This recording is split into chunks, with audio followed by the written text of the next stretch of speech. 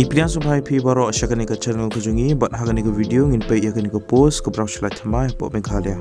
Subhai ya rabru yakani ke channel da ke ba pi subscribe bat da ke ba pi share ki video siki wepan kana mengin du bio mensiam mengin nang yapin mi shushu kum kini ke judge video. Sa follow ru ya ke Instagram kejungi lada komno pi kom ya like ki video support ke YouTube dan ni pim ju yo yaki notifications. Ya kini ke post la apply ke Meghalaya Basin Management Agency lani ke MBMA mentau benai arajar apply. Keteng jung ke post ke manager IVCS Village Cooperative Society. Kelas D lani ke tarik bakhado bapilawan semenyi ki applications ke hau khatwai tarik benai Oktober arajar apply.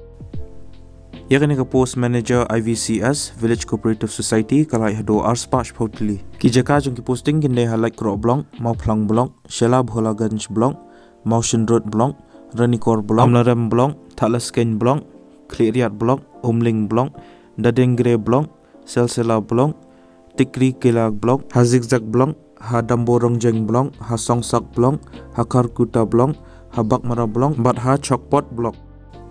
Ke age limit lani ke kerta ke bahedo ke day life sans 6 ke salary lani ke tolop ke nyawa jarsan spa akshi benai ke educational qualification kelangkum ni peladiban pendap ya ke kelas 12 lani graduation hakan duka discipline ki language lani ki kitin ki baki prefer ki day khasi garo bat jantia ki experience ba Laitkam ki langkum ni Laitkam minimum 6 working experience but ki community based institutions ki ba le ya ke bookkeeping lani NGOs Pilihan tebahas pangki value chain based activities kiba pair kiba dan haka local area. But kin kam I preference bahai gitu ki candidates kiba dena ke area jangka operation jangka IVCS.